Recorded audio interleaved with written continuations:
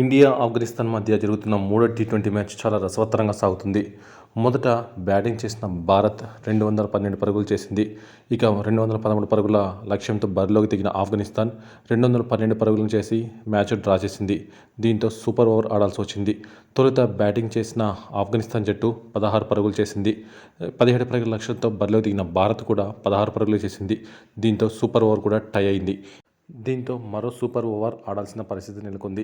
ఇక బ్యాటింగ్ చేసిన భారత్ 5 బాల్స్ మాత్రమే ఆడి 2 వికెట్లు కోల్పోయి 11 పరుగులు చేసింది. దీంతో ఆఫ్ఘనిస్తాన్ 12 పరుగుల లక్ష్యంతో బరిలోకి దిగింది. రోహిత్ శర్మ రవి బిష్ణోయ్తో బౌలింగ్ చేయించగా తొలి బంతికే 1 వికెట్ తీశాడు. ఆ తర్వాత రెండో బంతికి సింగిల్ తీశారు. ఇక మూడో బంతి కూడా మరో వికెట్ రూపంలో వెనుక తిరగడంతో భారత్ ఈ సూపర్ ఓవర్ మ్యాచ్లలో ఘన విజయం సాధించింది. మొత్తానికి ఆఫ్ఘనిస్తాన్ మరియు ఇండియా మధ్య జరిగిన ఇంట్రెస్టింగ్ మ్యాచ్లో భారత్ ఘన విజయం సాధించి ప్రేక్షకుల్ని అలరించింది.